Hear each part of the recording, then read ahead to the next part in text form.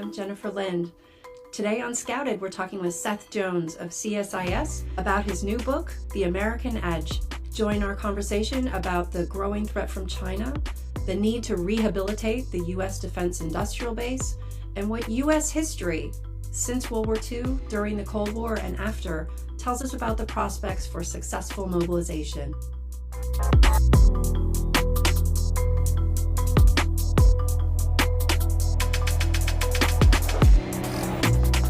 Hi, I'm Jennifer Lind of Blue Blaze, welcoming you to this edition of the Scouted podcast. Today we are delighted to be joined by Seth Jones. He is the president of the Defense and Security Department at CSIS and the author of a new book, The American Edge, Military Tech Nexus and the Sources of Great Power Dominance. Seth, thank you so much for joining us today. Thanks for having me on, Jennifer. What an honor. The book is really prescient in an era in which so many people are talking about shortages of defense industrial capacity. This has really become a key issue in people's minds. And so I know how long book projects take. And so a few years ago or however many years ago, what motivated you to write the book? In 2022, I wrote a piece that looked at this problem of what I called at the time empty bins that got a lot of traction in the U.S. policy and in the corporate community, because the argument was, as we were involved in a range of war games, particularly around Taiwan, and one of the striking conclusions, virtually every iteration, was that the U.S. ran out of some of its long-range munitions after a week of the conflict. The reason this is a bit of a challenge is the People's Liberation Army rocket force has the ability to strike targets across the first and second island chain. So it really, in a war like that, and obviously well before that you want to deter it in the first place, but it does put a lot of emphasis on long-range munitions that can be fired from aircraft or ships, subsea vessels, or even ground launch systems well outside of the range of the rocket force. So you're really talking about long range. But it just kept coming up, and it's actually been that way for years. The U.S. hasn't fixed this problem. And then same year, we're looking at this and talking to industry, and all of the companies that we spoke to, whether it was Lockheed or Raytheon, RTX, or Northrop, Boeing, they all said, oh, this is a huge problem. And then, as we talked to the acquisitions folks in the Pentagon, we heard it as well. So we're hearing this from everywhere. And then Ukraine hits, and, and the Biden administration finds itself struggling to produce and get to the Ukrainians javelins and 155 millimeter rounds and Stingers. Those production lines had gone cold. It was difficult to get them up and running. And then we were running out of stuff pretty quickly, and the Ukrainians were running stuff. So that's really what got me to start focusing on this issue. That's really interesting. So it's a combination of the wargaming exercises and then talking to industry and talking to people in the Pentagon, and this theme really emerging as prominent. So in your book, you talk about countries having a more peacetime stance in which they let their defense industrial capacity erode versus mobilizing and gearing up for a much more wartime stance. So can you kind of summarize the main findings and arguments of your book for us? On the wartime and peacetime, I would sort of explain it the following way. Wartime, I think I would categorize it into a couple of different periods when there is either active combat. So think, for example, about the U.S. in the Korean War. It's involved in a war and has to produce, or in World War II, has to produce weapon systems to fight a current war that it's in. A second, which is where the U.S. or other countries are not directly at war, but it is assessed to be imminent. And I think that's the position that that Franklin Delano Roosevelt, for example, assessed the U.S. was in 1940 when he made his Arsenal of Democracy speech, where the U.S. actually wasn't directly at war, but Europe was. The Soviets had invaded, and when he makes that speech, it was at least clear that the U.S. was gonna provide aid to its British allies through Lend-Lease, but where the prospects were just growing every day that the U.S. could definitely get involved. And then there's a third element, which I think is also important, and I would put parts of the Cold War in this period where the U.S., in this case, the government, including the intelligence community, assessed there is a serious risk of war if deterrence fails. So there were at least two interesting periods. One was in the 1950s, where under Eisenhower there was an assessment that the Soviets had a conventional advantage in Europe, and so there had to be some decisions on, do you put additional boots on the ground in Europe? Do you revitalize part of the industrial base? Same thing in the late 1970s. Some of the now declassified assessments that Harold Brown, the Secretary of Defense, was providing to Jimmy Carter, and they actually led to a range of debates within U.S. academic literature on the Central Europe. The Soviets had an advantage in conventional forces. They had achieved nuclear parity. So if there was not the concern in that sort of part of the of a wartime environment is if you don't effectively deter, then you run the risk of war. So in some cases there's actual combat. In some cases it's imminent. In some cases you want to strengthen deterrence so that war doesn't happen. That's the way I sort of look at it. And then what you can see in that environment historically, and there are differences in how governments actually respond, there may be variations in procurement regulations, particularly for contracting. So in periods of wartime, there tends to be a much more significant focus on maximizing production, streamlining contracting rules and regulations. There's also tends to be a little bit less aversion to taking risk. You know, what's a good example of this? The U.S. military asks for what becomes the B-29 strategic bomber during World War II. Boeing has to basically rapidly produce this, take risk in getting it out. Boeing loses its best test pilot, Eddie Allen, in a test flight that was very early on. But again, the goal is to get it out. So there's more taking of risk. Probably relative spending on defense as maybe as a percentage of GDP. So you start spending typically more, although that can vary a little bit. Maybe as I look at the case of the 1950s, it was in a very specific area of nuclear weapons. And then also there may be other areas, including the willingness to involve the private sector, including companies that are outside of the purely defense sector. So companies that are involved in sort of big manufacturing, like automobile companies, for example, at various periods are brought in to an environment that is viewed as wartime. So that's sort of how I see the differences in a wartime and peacetime. But I will just say one last comment here is, again, it is a policy is run by humans, and they can assess the situations differently. They can also, in terms of policy prescriptions, they can also make different calculations on how they want to respond to the environment. So you argue that today the U.S. is currently acting as if it's in a peacetime moment. However, China is behaving as if it's in a wartime or near wartime moment. And so what leads you to characterize those two countries in that way? According to the Bill Burns, the CIA director under President Biden, as he said on a couple of different occasions, the U.S. intelligence community under the Biden administration had assessed that the instructions Xi Jinping had given to his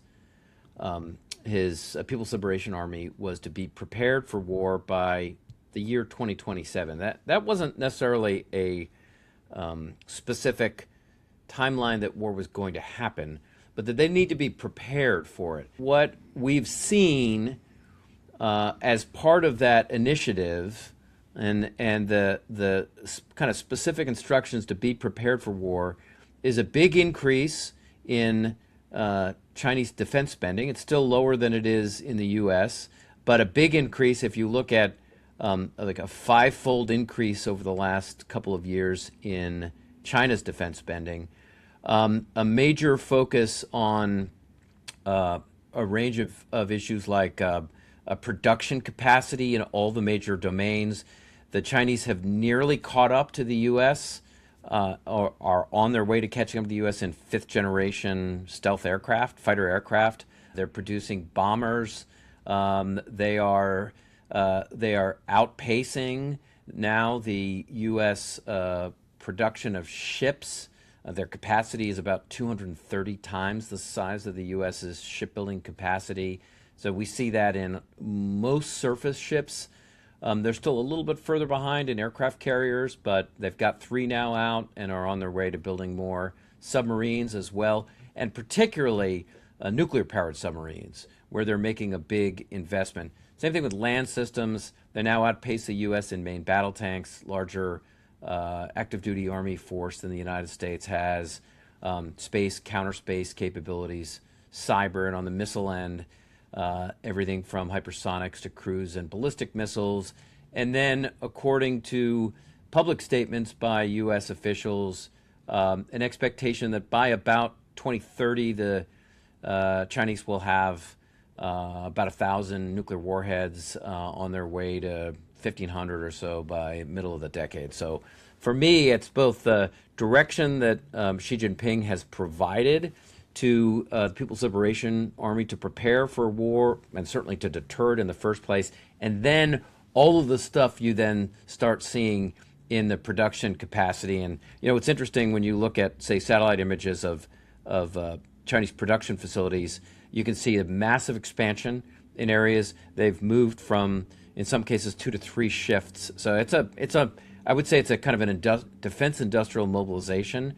In the U.S., it's been just a bit slower in streamlining regulations. Contracting takes a long time. I mean, you could see that with the cancellation of Constellation-class ships. They're taking forever. U.S. just canceled some of the Los Angeles-class ships recently. It's just taking too long. So on the U.S. side, I mean, the general view is the way the industrial base was operating was not one that was maximizing production, streamlining regulations and contracting, and all those things that you would typically see in a wartime environment. Yet the U.S. was aiding the Ukrainians in the war against the Russians, was obviously involved in a war in Iran, and was certainly trying to deter one, both with the North Koreans on the Korean Peninsula and in the South China Sea, including around Taiwan. So that's my view with a little bit of sort of why the difference there.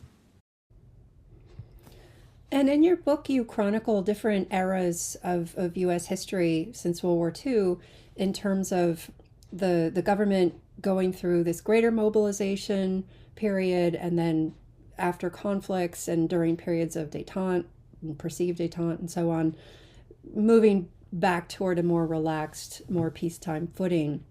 And so can you take us back a little bit? Like, how did we get here to the as you say, this peacetime footing that we're in? And now you're making the case with the emergent China threat that needs to change. But how did we get here? One of the most interesting periods over the last couple of decades in the industrial base is the period that happens at the end of the Cold War. And it's understandable. I think when I look back on it, it's what should have happened, at least the sort of grand strategic decisions. The reality, of course, is the Soviet Union collapses, and so the U.S. loses its largest adversary. And during his campaign for president, Bill Clinton decides to talk about what he calls a new covenant. So it's to establish leaner government. He's going to cut defense spending. He gives a big speech at Georgetown University making that argument. So one of the sort of climactic moments is this May 18th, 1993 dinner at the Pentagon, where the secretary and deputy secretary invite 24 chief executive officers. I talked to a few of them that were at the dinner. It has since been called the Last Supper. I will leave the religious overtones to others. But what essentially the CEOs were told is that in all of the major areas of defense production, aircraft, and that includes bombers, fighters, helicopters, space, shipbuilding, tracked vehicles, and missiles, that the Pentagon was going to go from a certain number of current suppliers. So with helicopters, there were 4, and they were going to go to 2. So there actually was a column in what was briefed to the CEOs that the Pentagon wanted the number of suppliers to go to a certain number. So they wanted only 2 companies to produce helicopters from 4, rocket motors from 5 down to 2, to go from tactical missiles from 8 to 4. And the argument was like, you figure out companies, how you're going to do that, what mergers and acquisitions you're going to do. We're not going to tell you how to do it. We might get involved in stepping in and preventing some mergers from happening, but in general, we'll let the market dictate. And so by the end of the 1990s, as you saw a lot of consolidations, a lot of companies that had been involved in defense just jump out. And so that period ends with five major companies. There were more than that, but Lockheed, Boeing, Raytheon, Northrop Grumman, and then General Dynamics. So you get a huge consolidation of the industry to 5 or so big behemoths. And that is the result of the Last Supper. Again, some of it very understandable. You just didn't have a major adversary anymore. So that's the result. Let me now ask you. So in the periods where the U.S. government is trying to streamline and trying to expedite and to prioritize production rather than some of the other things, you talk about the role of the rat catchers. Can you tell us what the rat catchers are and why we should like them?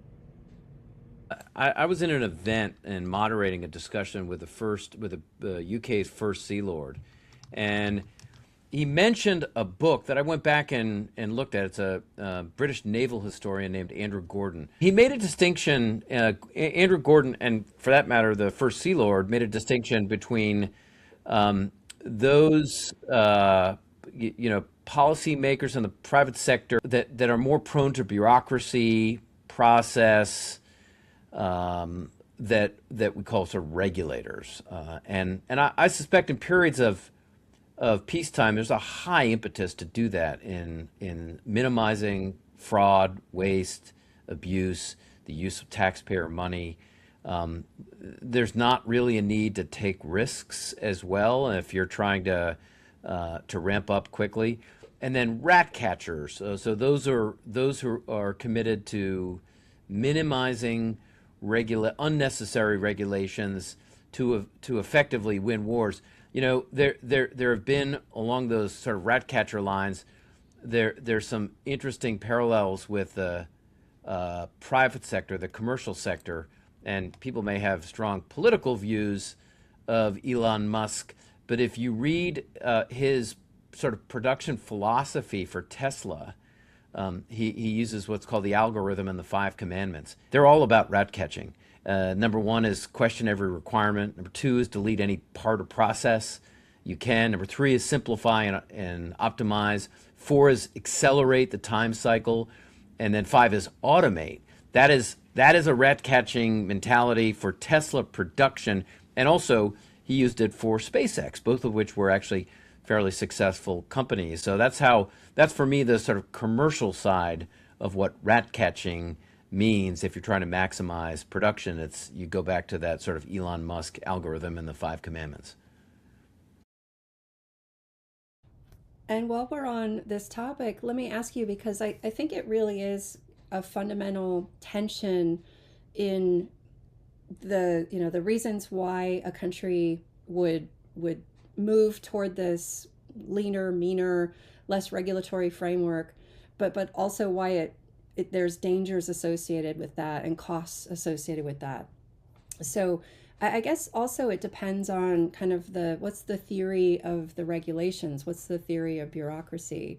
So if it's that these regulations are doing things like preventing waste, preventing corruption, um, making sure the taxpayers get the most from their money, protecting the environment.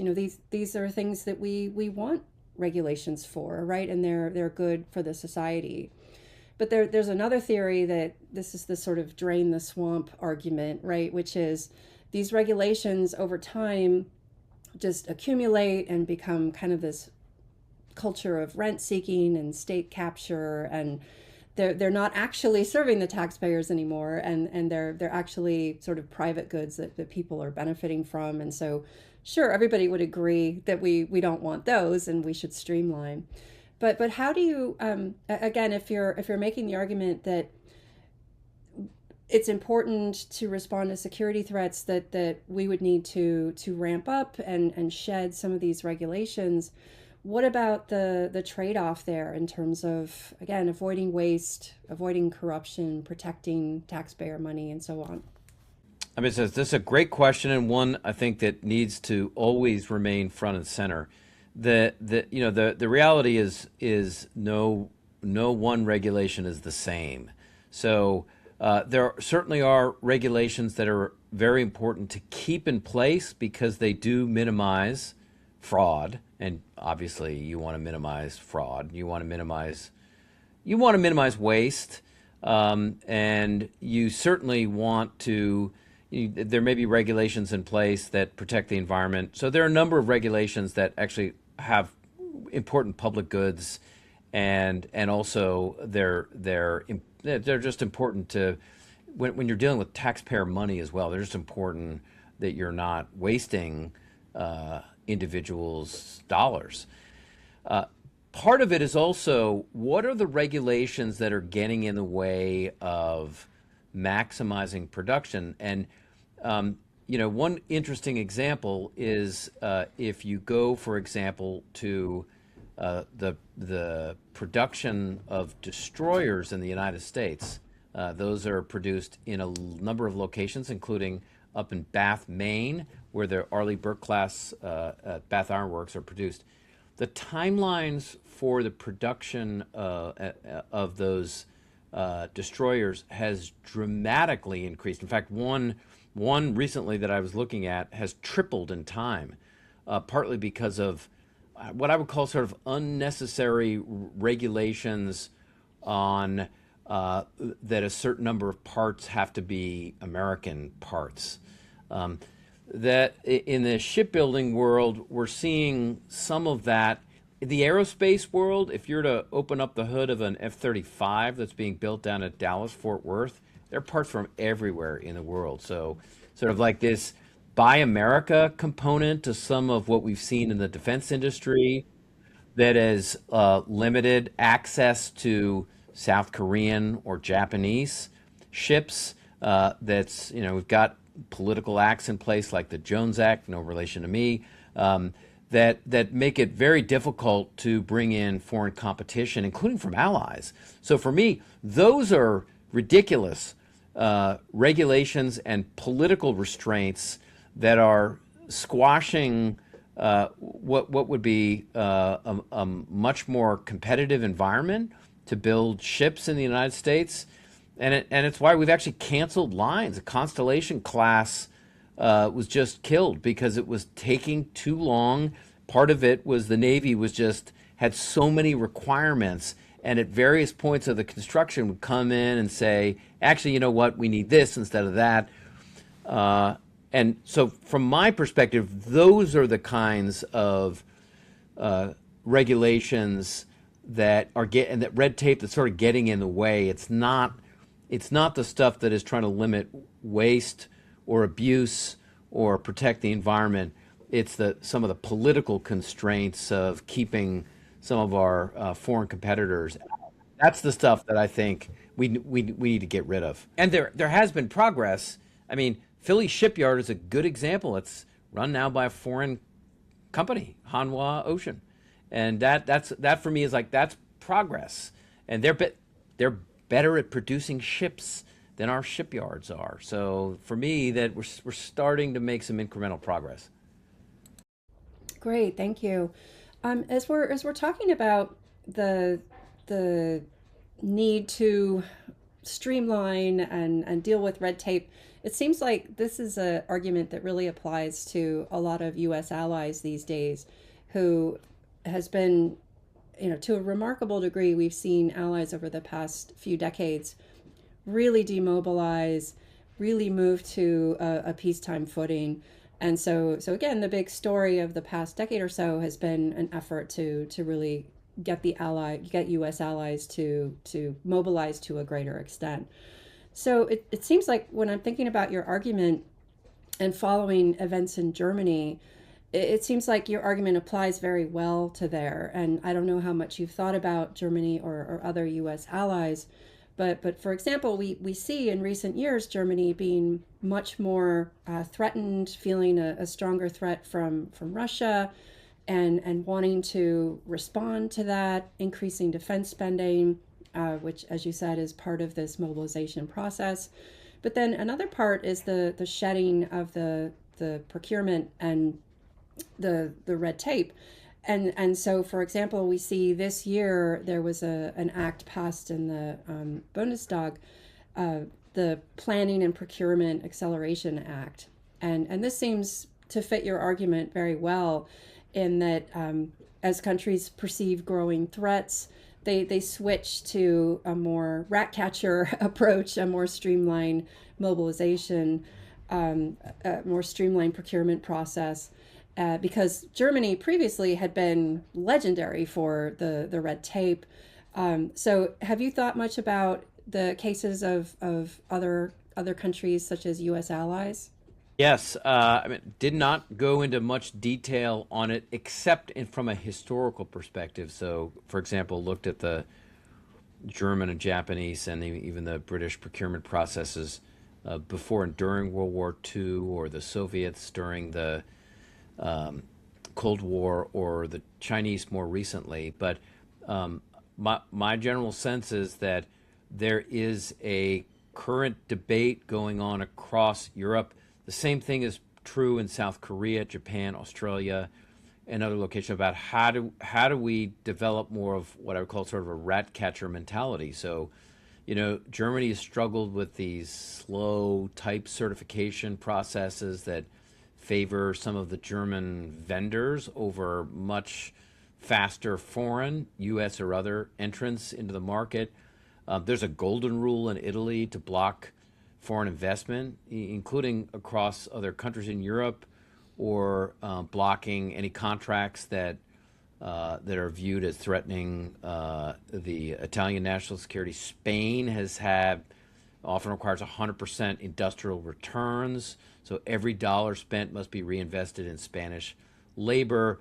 And then there's also a number of countries, when it comes to increasing defense dollars, that are focused less on sort of battlefield effectiveness and more focused on labor, supporting jobs in key communities.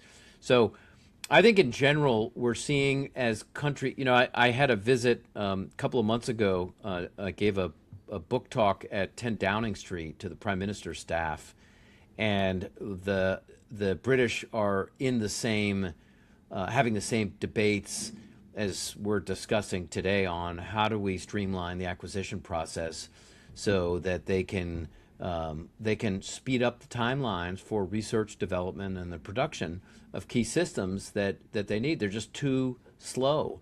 And I think the concern, as you see across Europe, is the Russians have invaded Ukraine. There are understandable concerns about threats for all of the eastern flank NATO countries, Finland, Poland, certainly the Baltic states, and others with the Vladimir Putin Russia, that they want to get as much as they can quickly to deter any kind of future Russian advance. And I think that is what's starting to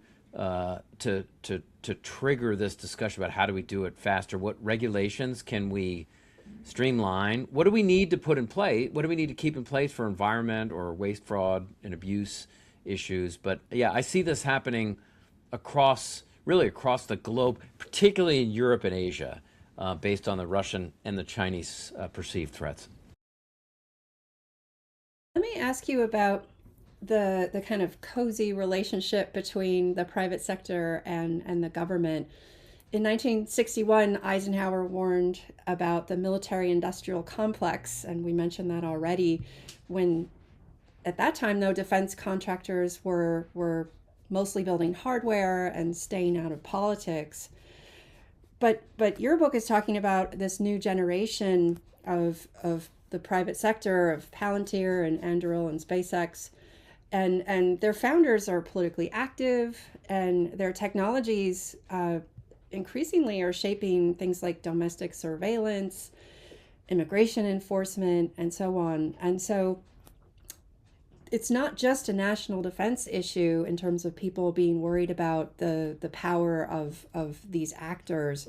What do you think about this version of this military industrial nexus? Obviously, there's a lot of people who are a bit queasy about it, but obviously there are benefits, as you describe in the book. So what are the trade-offs there? There are definitely pros and cons. And I would just add, one of the things that Eisenhower did not have to worry about was what we also see today, which is the growth.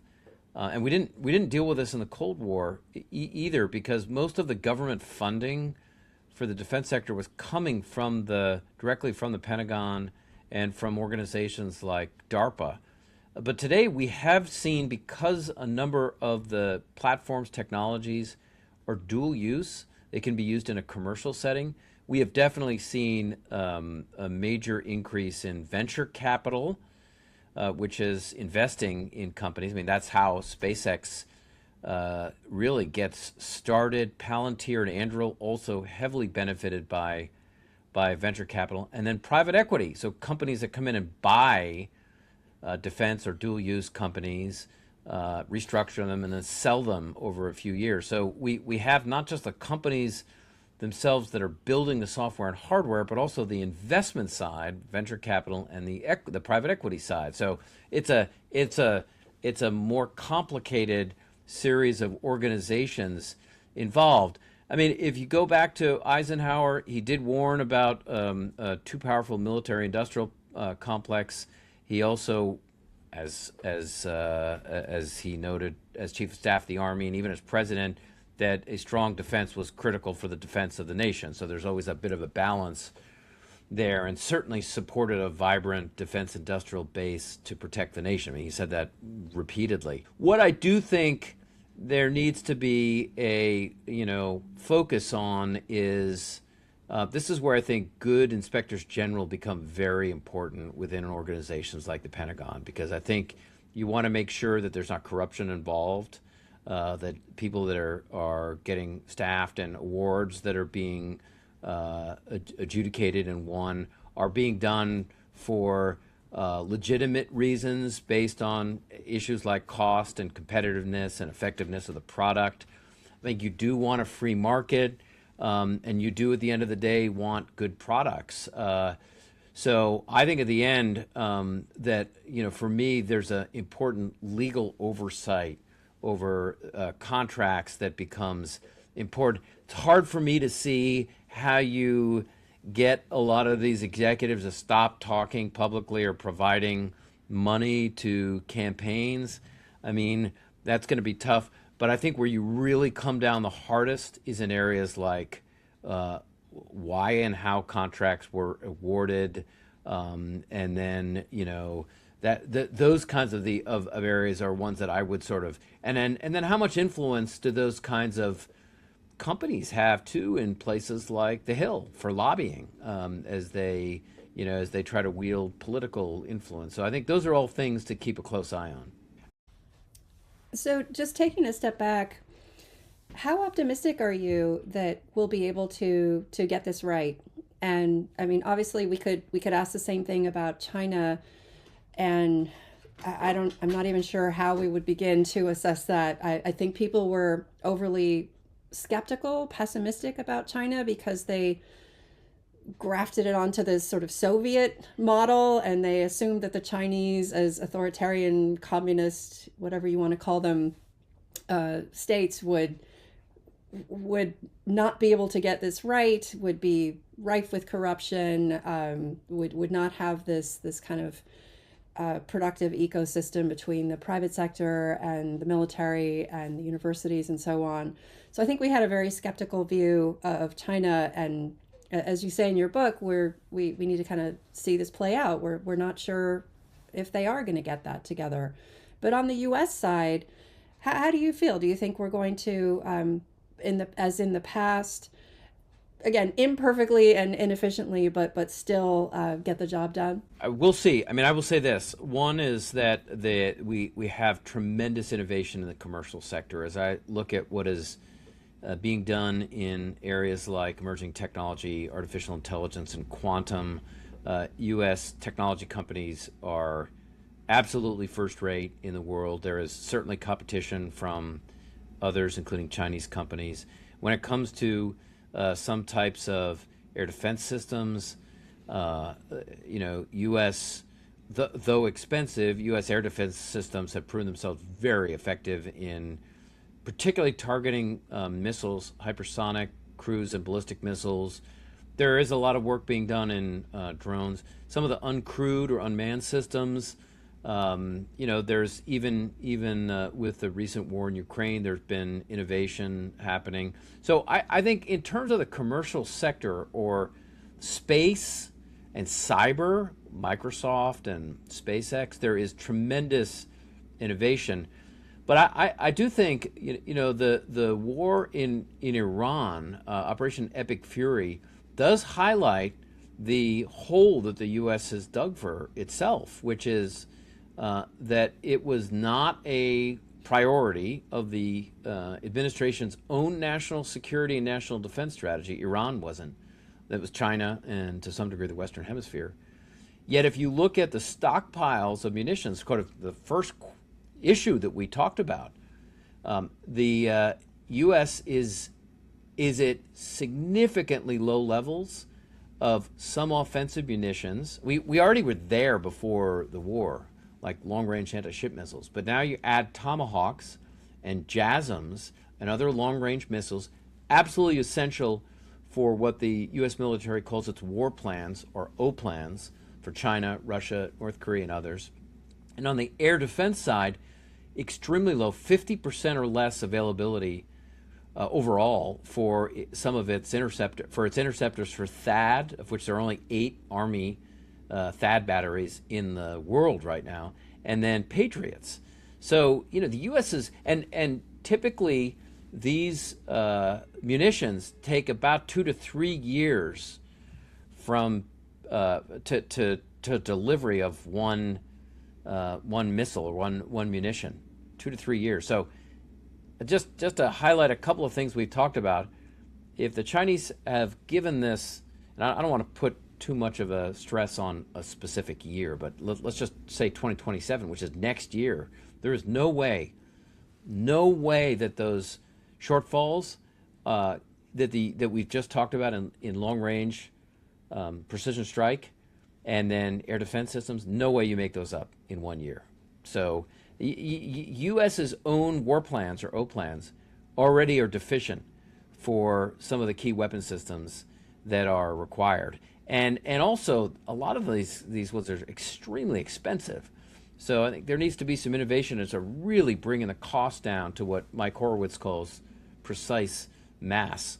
So am I optimistic about U.S. Innovation? Yes, from the commercial side. Am I optimistic about U.S. policymakers doing enough rat catching? I think we'll have to wait to see. Well, I want to thank you so much for taking the time today. I really enjoyed the book. It's a great mixture of U.S. national security history, Cold War history, World War II history, and then more recent. And then also, like you said, the looking at the role of specific individuals who were part of these rat catching programs and so on, the innovative individuals and the programs that they led. It really is nice to go beyond these big abstractions when we talk about the need to increase our defense industrial capability, but then actually read the story of people who were involved in doing that, and what is required for them, and the sacrifices they're making, and their backgrounds. And so it was really a fascinating read, and I highly recommend it to our listeners. But thank you again so much for joining us today. Thank you so much, Jennifer. What an honor. Okay, thanks so much, Seth.